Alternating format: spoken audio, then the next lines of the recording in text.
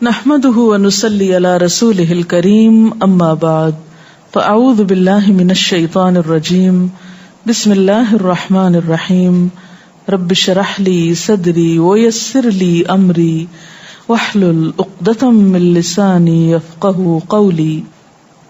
ہماری گفتگو کا موضوع ہے صدقہ خیرات.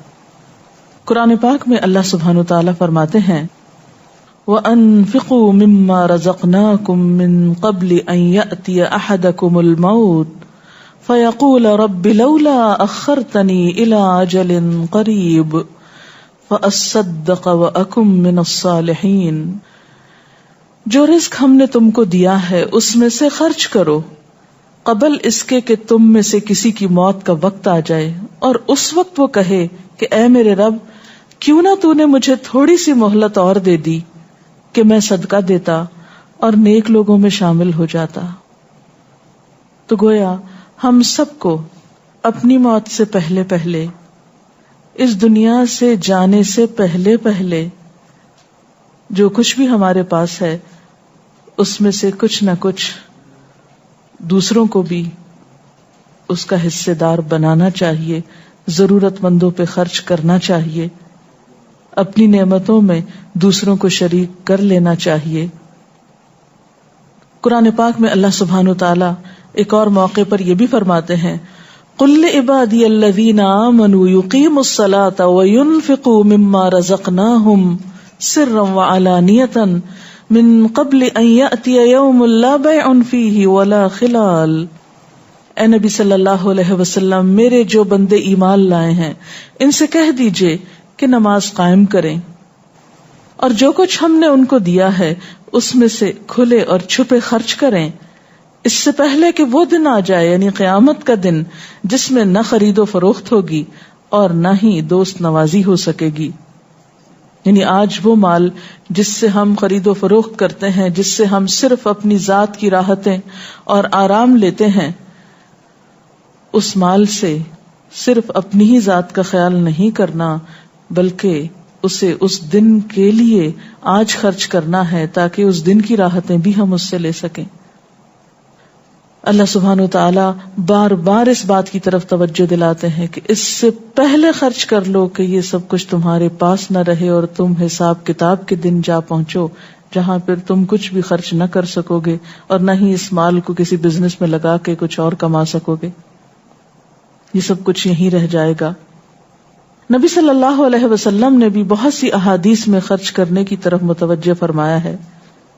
آپ نے فرمایا یا ابن آدم انفق انفق علیک. حدیث قدسی ہے، اے ابن آدم تو خرچ کر، میں تجھ پر خرچ کروں گا. یعنی اللہ تعالیٰ نے فرمایا، نبی صلی اللہ علیہ وسلم نے روایت کیا کہ جب انسان دوسروں پر خرچ کرتا ہے تو اللہ سبحانہ وتعالی اس بندے کو مزید عطا کرتا ہے. اسی لیے ایک حدیث سے پتہ چلتا ہے کہ صدقہ کرنے سے مال کبھی کم نہیں ہوتا، دوسروں کو دینے سے کمی نہیں ہوتی. آپ صلی اللہ علیہ وسلم نے فرمایا جس نے حلال کمائی سے ایک کھجور برابر بھی خیرات کی، یعنی چھوٹی سے چھوٹی چیز بھی خیرات کی، اور اللہ تعالیٰ تک حلال ہی کی خیرات پہنچتی، یعنی وہ اس کے پاس اسی کا اجر ملتا ہے انسان کو، تو اللہ تعالیٰ اسے اپنے دائیں ہاتھ سے قبول کرتے ہیں. یعنی حلال کمائی سے اگر انسان معمولی چیز بھی خرچ کرتا ہے تو اللہ تعالیٰ اسے دائیں ہاتھ سے قبول کرتے ہیں، یعنی بہت محبت و شفقت سے لیتے ہیں اور خیرات کرنے والوں کے لیے اس کو بڑھا دیتے ہیں، جیسے تم میں سے کوئی اپنے بچھیرے کی پرورش کرتا ہے، یہاں تک کہ وہ ایک لقمہ یا وہ ایک کھجور احد پہاڑ برابر ہو جاتی ہے. کہاں یہ کہ خیرات کرنے سے صدقہ کم نہیں ہوتا، بلکہ بڑھتا ہے. اور کتنا بڑھتا ہے کہ ایک کھجور پہاڑ جتنی زیادہ بڑھا کر انسان کو قیامت کے دن واپس لوٹائی جائے گی.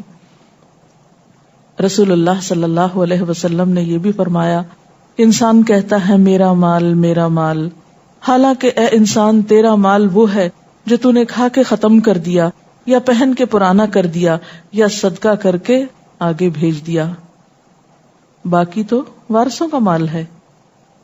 ہم سب جمع کرتے رہتے ہیں بعض اوقات اپنی ذات پہ بھی خرچ نہیں کرتے، اپنی ضروریات کو بھی خوش دلی سے پورا نہیں کرتے.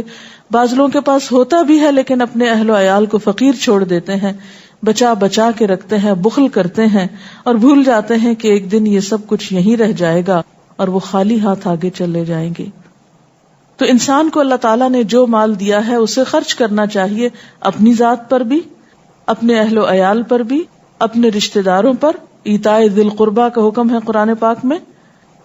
پھر اسی طرح ضرورت مندوں پر، جس میں مساکین، یتامى، مسافر اور بہت سے لوگ آتے ہیں، ان پر بھی. اس لیے کہ مال اللہ تعالیٰ نے انسان کی ضروریات پوری کرنے کے لیے بنایا ہے، صرف جمع کر کے رکھنے کے لیے نہیں. قرآن پاک کی بالکل ابتدائی آیات میں ہمیں پتہ چلتا ہے متقین کی صفات کے بارے میں، جو قرآن پاک کی نعمت سے بھرپور فائدہ اٹھانے کے لائق ہوتے ہیں، کہ وَمِمَّا رَزَقْنَاهُمْ يُنْفِقُونَ، کہ ان کا مزاج خرچ کرنے والا ہے، سینت کے رکھنے والا نہیں ہے، کہ ہم نے جو کچھ ان کو رزق دیا ہے اس میں سے وہ خرچ کرتے رہتے ہیں، آگے دیتے رہتے ہیں. کیونکہ مال کی سرکولیشن جب سوسائٹی کے اندر ہوتی ہے تو خوشحالی آتی ہے. اور اگر لوگ مال بچا بچا کے جمع کر کر کے صرف اپنے ہی خزانوں میں بھرتے رہیں اور اس سے بھی کوئی فائدہ نہ اٹھائیں تو لوگوں کی ضروریات پھر پوری نہیں ہو سکتی. لیکن یہ یاد رکھیے کہ مال خرچ کرنے سے پہلے کچھ ایسی شرائط کا علم ہونا ضروری ہے جو مال کے خرچ کرنے کو بہترین اجر و ثواب کا ذریعہ پھر بنا دیتی ہیں. سب سے پہلی بات یہ کہ اللہ کی راہ میں مال خرچ کرتے ہوئے عمدہ مال خرچ کرنا چاہیے.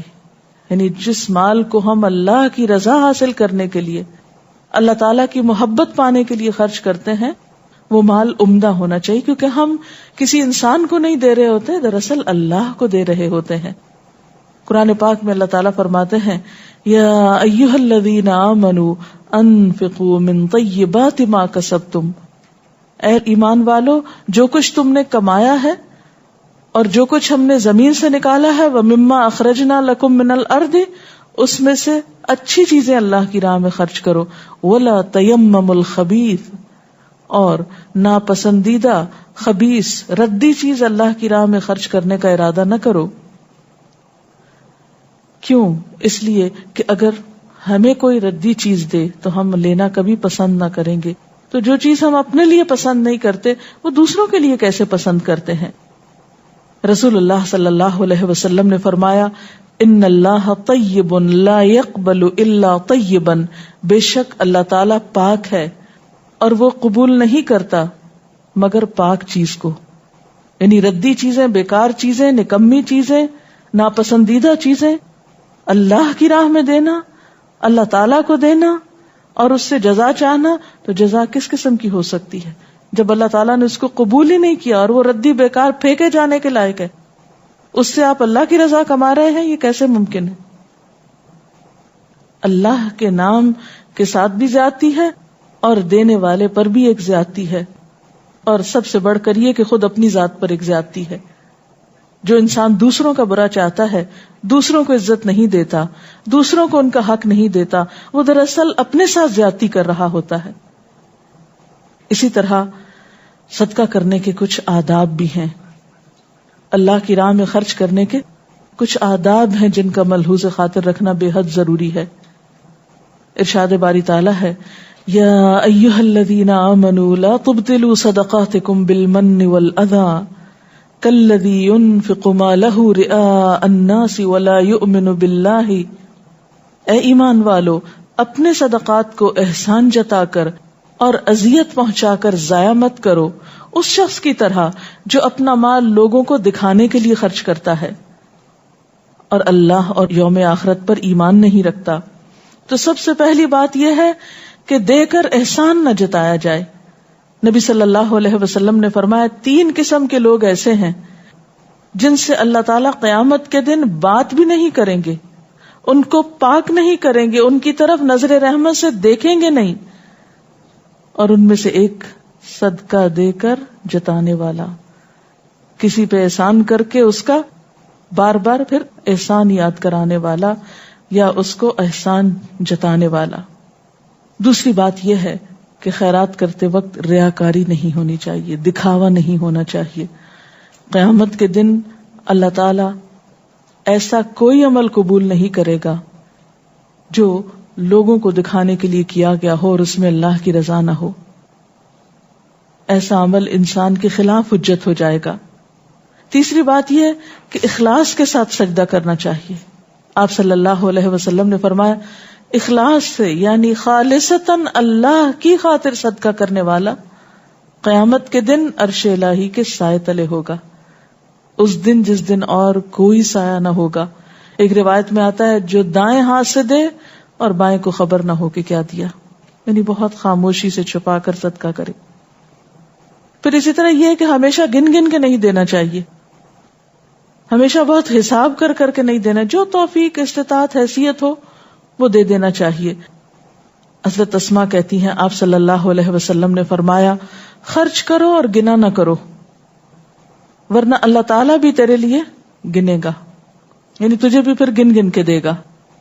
اور تو مال کو مت روک ورنہ اللہ تعالیٰ تجھ سے مال کو روک دے گا، یعنی اگر تم دوسروں پہ خرچ نہیں کرو گے تو اللہ تعالیٰ تمہیں نہیں دے گا. اور جتنا تجھ سے دیا جا سکے وہ تم دو.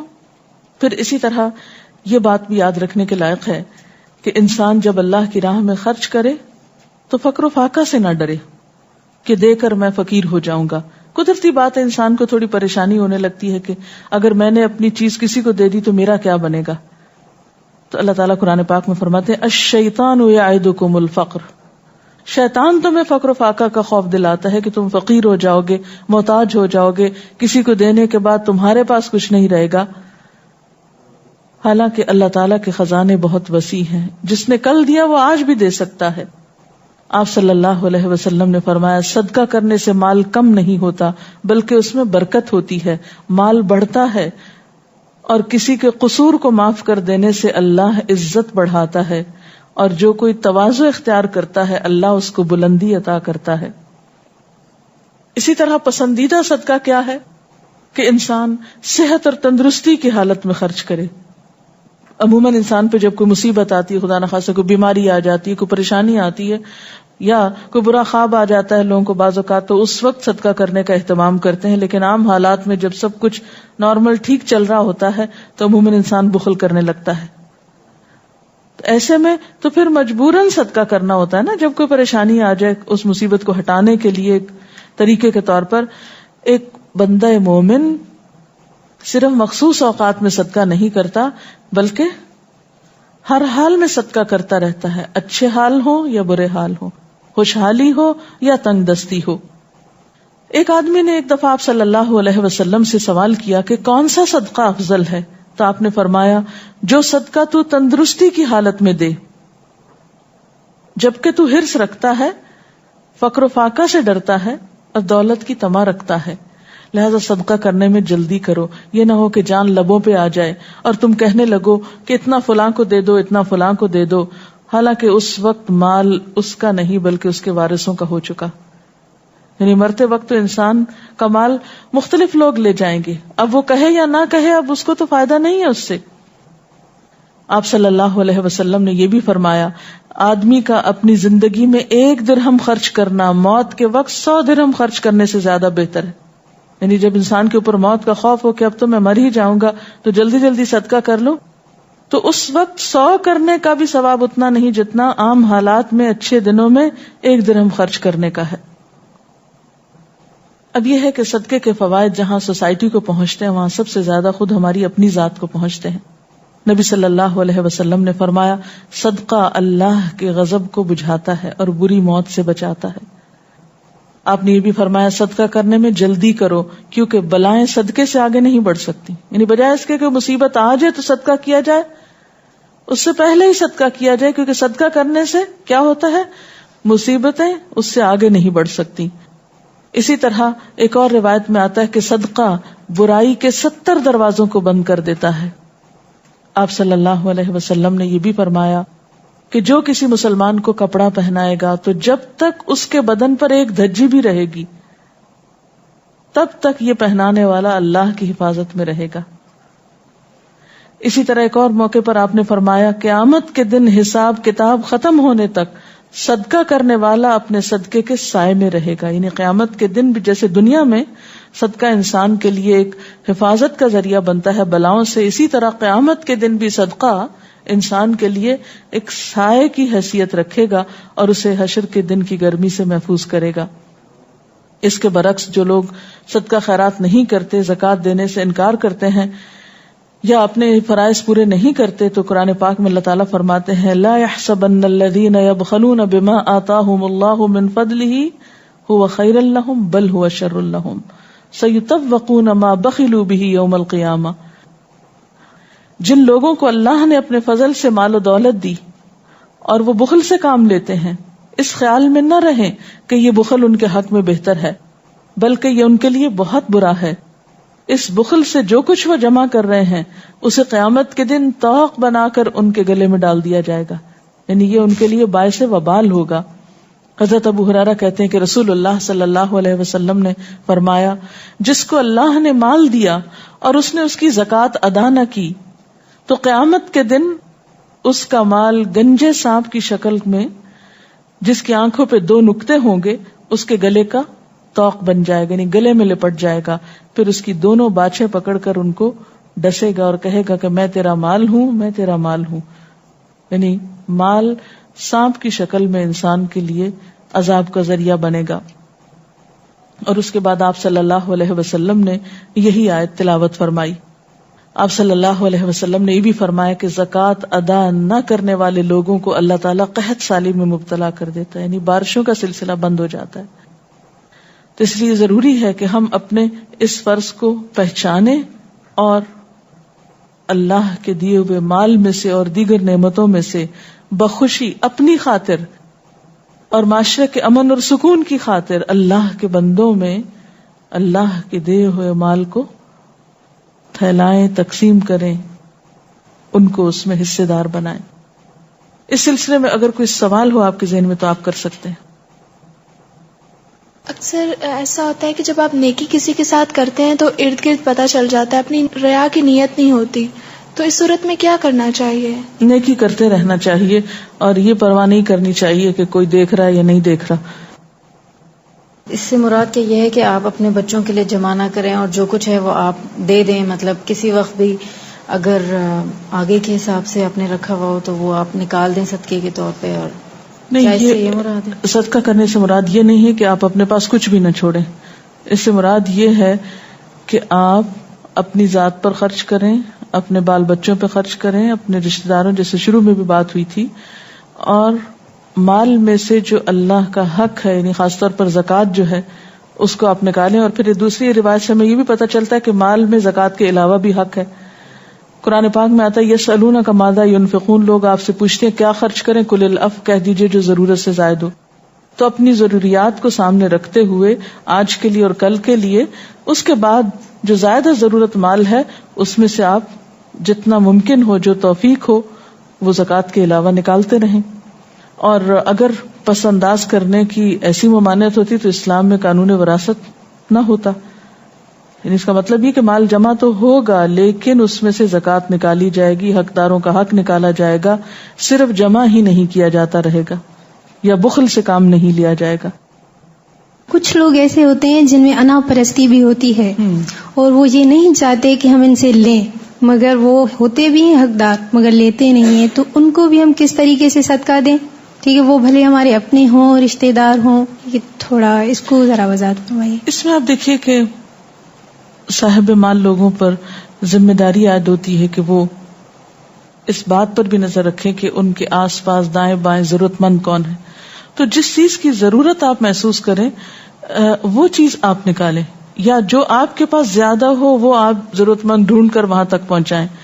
بعض لوگوں کو کھانے کی ضرورت ہوتی ہے، بعض لوگوں کو لباس کی ضرورت ہوتی ہے، بعض لوگ تعلیم حاصل کرنے میں بہت تنگی کا شکار ہوتے ہیں.